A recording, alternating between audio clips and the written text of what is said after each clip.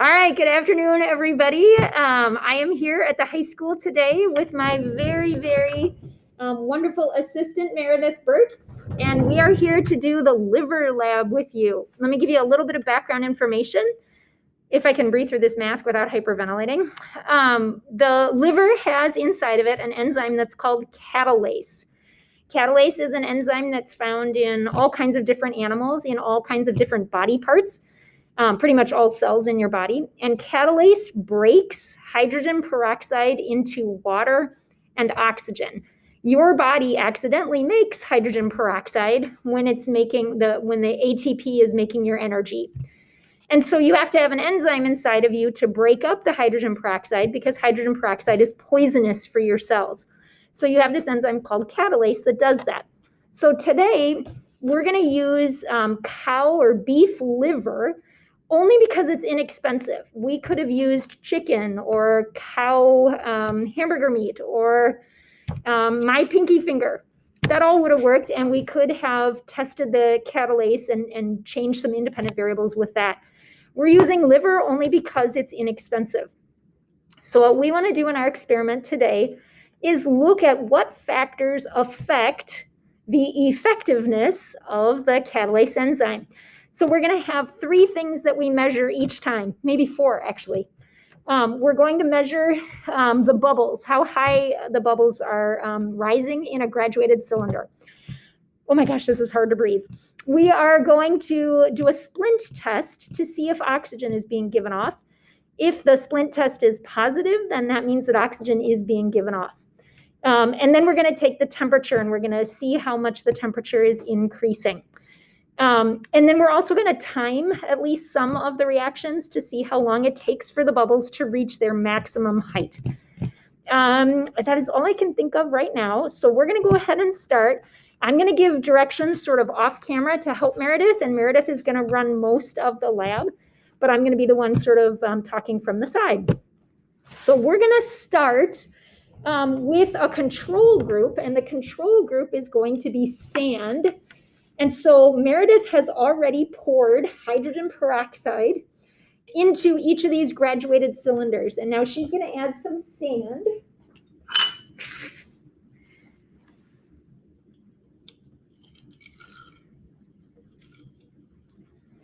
And as you can probably imagine, sand is not particularly exciting, although it is bubbling a little bit. And the reason it's bubbling a tiny bit is because somebody must have spilled a little bit of an enzyme in there, because it really shouldn't bubble at all. So now what she's going to do is do a splint test and take the temperature of that reaction. Not that we're not going to do that one for a while. We're just doing the sand one first. Oh, she says, I get that now.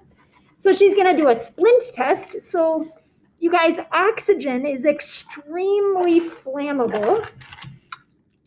Oxygen is extremely flammable. So if this reaction is giving off oxygen, the splint will relight. Meredith has a particularly tricky job today because she's not allowed to blow. Get it down as low as you can, which is a little bit tricky. And pull it back up. And so that's a negative result. That means that oxygen was not being given off. So we say that was a negative for the splint test. Now she's going to take a temperature. And one thing that I forgot to do is have her take the temperature of the hydrogen peroxide before. So we'll do that in just a second. So tell me what you get for a temperature on that. 27. So please record 27 as the final temperature for the test tube 1 that's called sand. So 27 is the final temperature. I'm going to really quickly wipe off that thermometer. And we're going to take the temperature. This is the before temperature of hydrogen peroxide. So I'll do that in front so you guys can see Celsius? this. That is Celsius. Thank you for asking that and helping me to clarify that. So we're going to put this in here as the starting temperature. Room temperature, you guys, in Celsius is usually around 26, roughly, degrees. Your body temperature is about 37 degrees Celsius. Okay, I'm going to go ahead and pull it out and see if I can read the temperature. It says 27. 23.5. So the room temperature is 23.5. So that's going to be the temperature, the starting temp of this experiment the entire time. All right, we're done. Did we do everything? Yeah. So the bubbles were at 0. So the bubbles did not increase at all. And then we took the temperature and we did the splint test. So we're done with that one. We can go ahead and clear that one away. And now let's go ahead and do the one that's called manganese dioxide. Manganese dioxide is a catalyst. It is a chemical catalyst as opposed to an enzyme catalyst. An enzyme is biological. Manganese dioxide is not. We want to show them what manganese dioxide looks like. It's like a black powder. So she's going to pour some of that into the graduated cylinder. So this is a control group that we call a positive control group.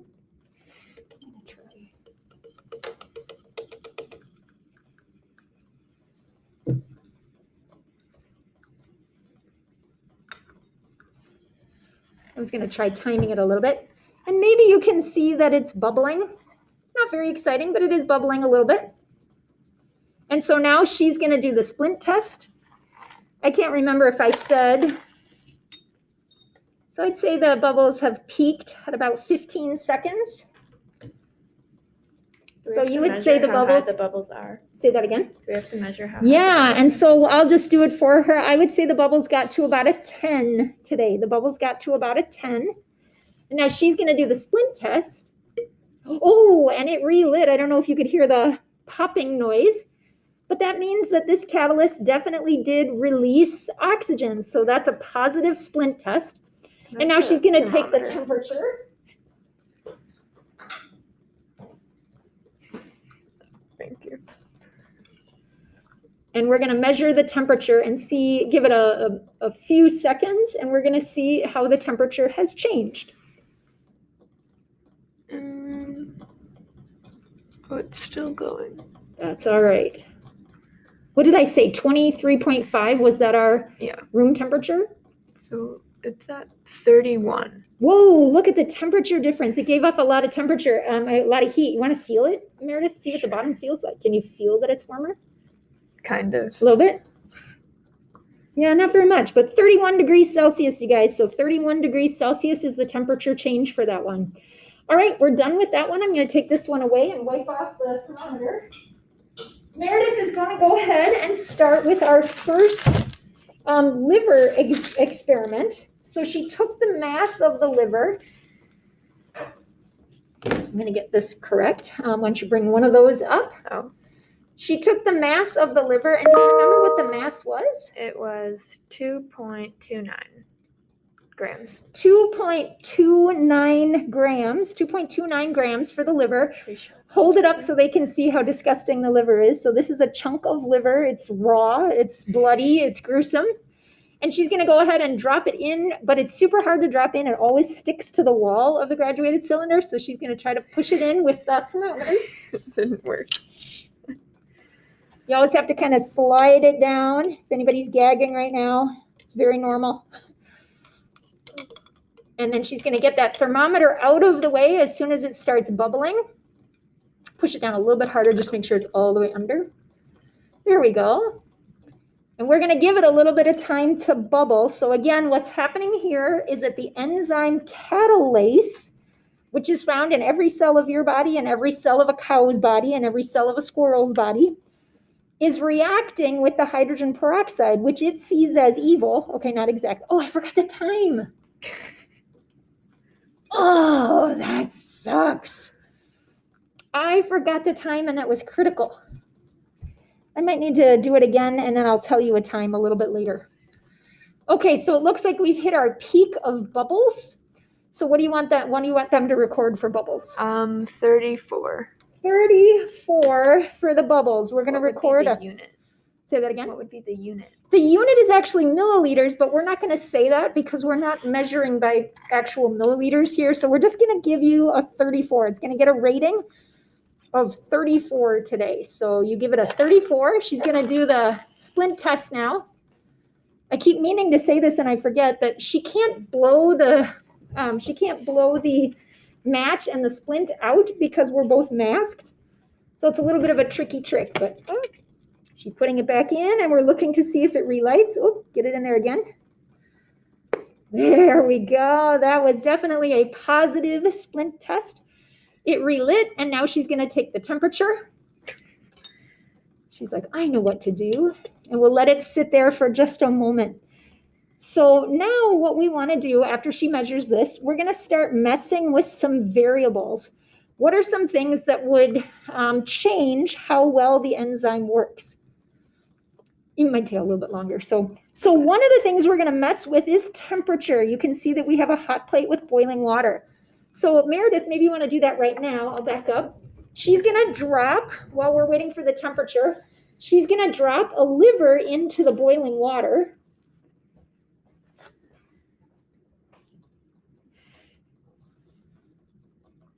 And we'll let it boil for a minute or two. And now you want to take the temperature. Yeah. We're going to see what the temperature is. 31. 31. That's the second time we had a 31. That other one was 31 too, wasn't it? Yeah. Okay, so we're done with the whole liver. This is liver. It's whole and it's room temperature. Meredith is getting a little grossed out by the liver that's boiling in front of her. So how many of you have eaten liver? Have you ever eaten liver? No. I remember having liver as a kid. We had liver and onions, and she's like, oh my gosh, that sounds disgusting, right? Yeah. Yeah, some of you maybe have had liver. I cannot say, I'm a vegetarian now, so I would never have liver and onions, but.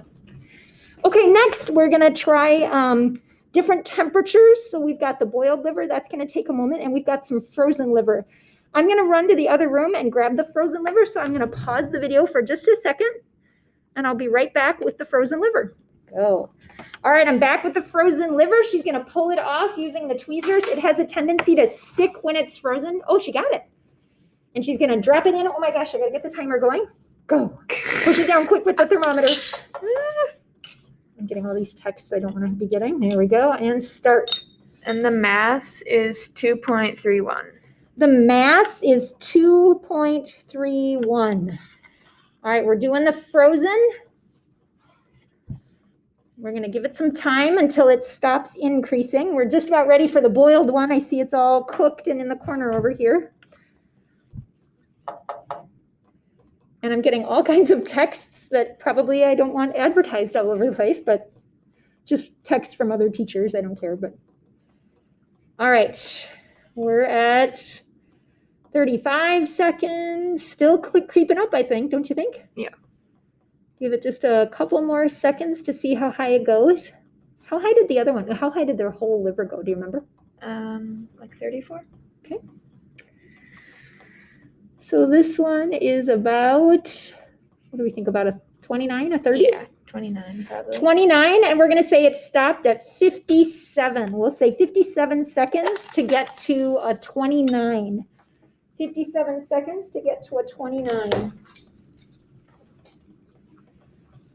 Let's go ahead and take a look. She's going to do a splint test for us. We'll see if it gave off oxygen. It sure did. So that's a positive splint test. And then she's going to take the temperature for us. Now it'll be interesting because this was frozen. I wonder what the temperature is going to be now. While she's waiting for the temperature to update, why don't we grab, I'll do it. I'll grab the boiled liver. I know, anybody, oh, really? Did I just do that? Gross. Put it here. Should I take the mass of it? Yes, you smart girl. Oh my gosh, brilliant. We forgot to mass it, but she's going to mass it for us right now. It might be hot, so be careful. 2.39. Okay, so we're jumping ahead here for just a second. We've got the boiled liver, and the boiled liver is 2.39. The boiled liver is 2.39. Okay, she's going to give us the final temperature on the frozen liver. 22. Really? That's all? Yeah. Oh my gosh, that is not what I expected at all. The temperature went down? Yeah. I totally thought the temperature would be up like 31, so that's different for me. Okay, 22 for the frozen liver. 22 for the frozen liver. I'm going to go ahead and take that one away. Go ahead and get that one set up. Okay. And we are ready. She's going to drop in the boiled liver. So the boiled liver is a oh, no, it has blood on it. It can't have blood on it. Hold on. The blood will totally make it react. You guys, it's got a little blood on it, and that just can't happen because the enzyme is in that blood, and I need to make sure that there was blood in in this little tray. Can you see the blood? And that will totally affect the results. So there you go. Go ahead and put it in there. So what we're trying to simulate here is what would happen if you had a really, really bad fever. What happens to your enzymes if your temperature skyrockets? Now, we boiled it way, way hotter than you would ever experience for a fever. But let's say your fever got to like 108 degrees. That seems to be sort of the critical temperature for fevers. This is what happens. So Meredith, what do you think happens? What would you say about that? Like, how does it look in terms of its bubbling? It's not bubbling very much. Not bubbling very, very much. So that means that the enzymes aren't working. And I bet Meredith remembers this good word. What happened to the enzyme when we heated it up so much? What do we call that? Oh, it denatured. It denatured. That's right. So let's go ahead. She's going to go ahead and do the flame measure test. the bubbles? Oh yeah, measure the bubbles. What do you think? Maybe 5. I can't tell. She's thinking about a 5, and really we had 3 milliliters of hydrogen peroxide in there already, so it's not very much. So we're going to say a 5 for that. And now she's over there doing the splint test. Nice to see the action. Working. And then she's going to hold it down there. Ooh, dang it. It wasn't supposed to do that at all. That's disappointing. All right. So I think here's the deal with the boiled liver. How crooked is all my stuff here? Totally crooked. There we go. With the boiled liver, we should have gotten no results at all. And I think the reason it was bubbling at least a little bit was because it was sitting in the blood, and the blood had the enzyme in it. At boiling temperatures, all the enzymes should have denatured, so we should have had zeros. We're going to write down what we actually got because that's the truth, but there's a flaw in our experiment. So I'm going to go ahead and pause, right? Oh, we need to take the temperature. So we're going to go ahead and take that final temperature, which will probably be very high because it's boiled liver, and it was sitting in the boiling water. But it really should not have bubbled, and we should have had a negative result for that. So that's a little bit disappointing to have it have a positive like that. It's still going up. Right. That is all right. The temperature on this one is likely to be very high because we boiled it, and so it has nothing to do with the reaction itself. It has to do with the fact that the liver is hot.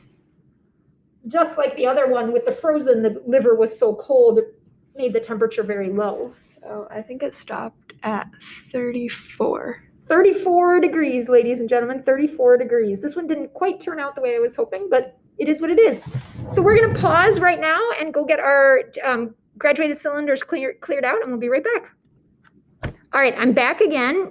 We are ready for our next 3 trials. So the first thing that we're going to do is see how we can impact enzyme concentration. So Meredith, while I'm talking, Meredith is going to pull up. Oh, have you masked it yet? No. Go ahead and mask one of them. Okay. Oh, you have. Yeah, she's going to take the mass. I'll show you what she's doing. So she's going to a balance here, and she's going to mass it. 2.35. 2.35. Now, the problem with this one, each one of these experiments has a little flaw. The problem with this one, go ahead and pull it out. Well, you guys can watch what she's doing. The problem with this experiment is that she's going to smash it in a mortar and pestle with a pestle. She's going to crush it up. She can periodically show you. So just like that, just gross. It's disgusting. But the reality is we'll never be able to get all of that liver out of the mortar and pestle. And so, yeah, it's disgusting, right? Keep smooshing as much as you can. So the mass is not exactly right because not all of it will come out.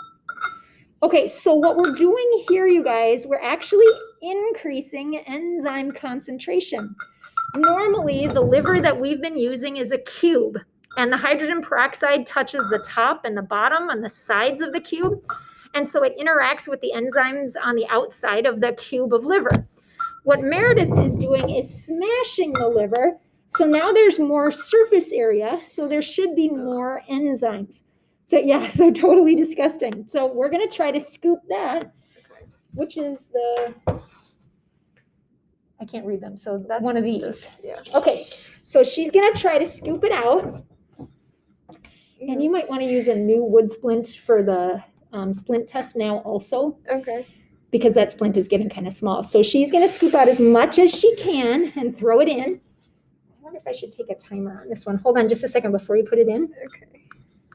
This one, you know, it gets screwy doing this particular trial because it's going to be really hard for her to get it out of the bowl. Okay, go ahead. And then we'll have to push it down with a thermometer if we need to. Oops, I shouldn't have. I started it. Reset. Okay. Where's the thermometer? Here it is.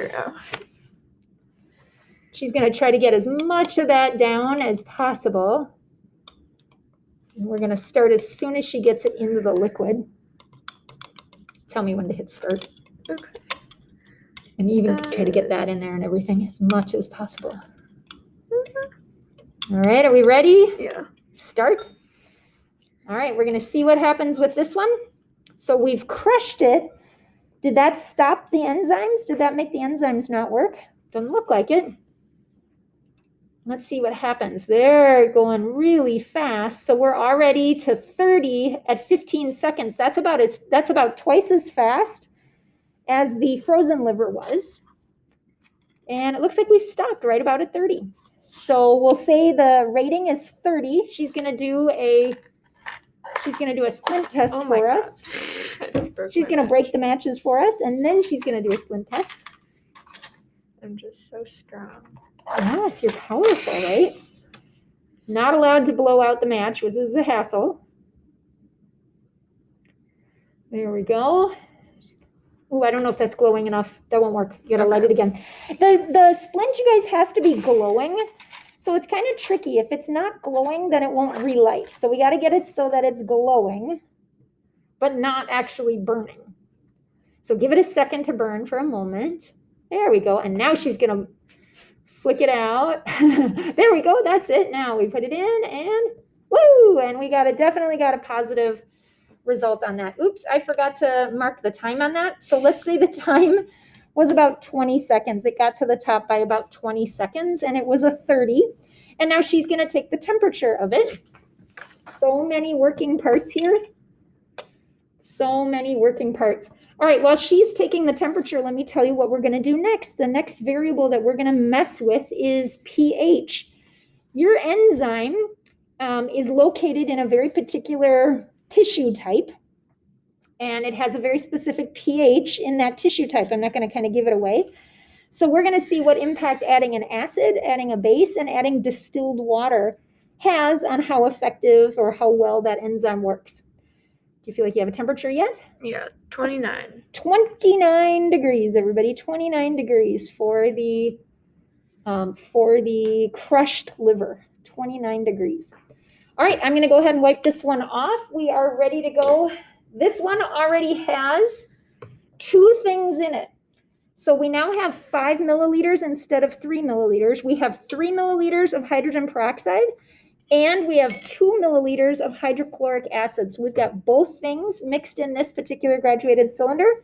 And so she's going to mass that one. Did you already? Yeah, 2.21. 2.21 for that piece of liver. Write it down, 2.21. I'm going to lower this just a little bit. And we're going to drop it in, and we're going to see what impact that has. What impact does an acid have on the results? So it went straight in. Meredith, how would you describe what's happening? Nothing. Nothing. Holy cow.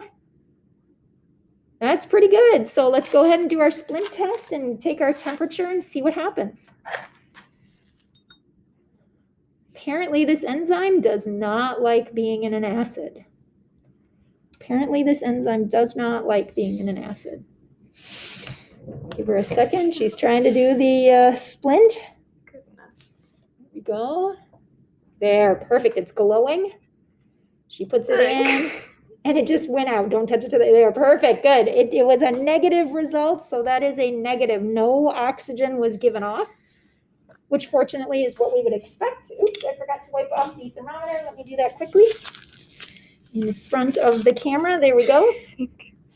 She's going to take the temperature for us. And the temperature is probably not going to be that much. Like, it probably isn't going to change much. Oh, it's going down. It's at 30. What? Really? Wait, no, it's not. 25. Sorry. 25. All right, we got a 25-degree final temperature. 25-degree final temperature. All right, now we're going to try a base. So she's going to go ahead and mass the next piece of liver. I'm going to bring the base forward. So the base in this circumstance is sodium hydroxide. I'm a little concerned that we're going to have a bad result on this one because I'm not positive that the sodium hydroxide is the right concentration. It says 0.5 molar, but this is a very old bottle, so I don't know for sure that it's correct. Hopefully it's right. We've already put the sodium hydroxide and the hydrogen peroxide in there. So now she's going to go ahead and drop, what was the mass? 2.13. 2.13. Oh, that's the smallest one we've had, I think. Do you want to time it or no? No, I'm not going to time this one. Please don't work. How would you describe it, Meredith? It's bubbling, but not a lot. Bubbling, but not a lot. Good. That is exactly the way I expected it. So we'll give it a little bit of time. It's going really slow. But I'm going to guess that it's going to be done in just a moment. So some bubbles are happening, but much, much slower than we have. So let's go ahead and call it. And I'm going to call it at, I can't see it because my glasses are so fogged up. Can you see it? Oh, it's like 13. We're going to call it at 13. And now she's going to go ahead and do a splint test.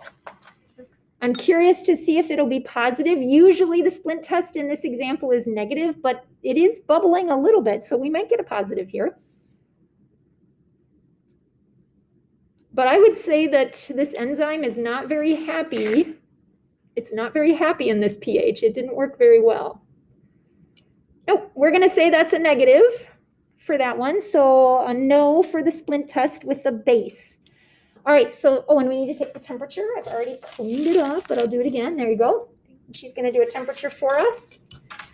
And then the last one, while we're waiting for the temperature to change, this is the very last experiment that we're going to do, is in distilled water.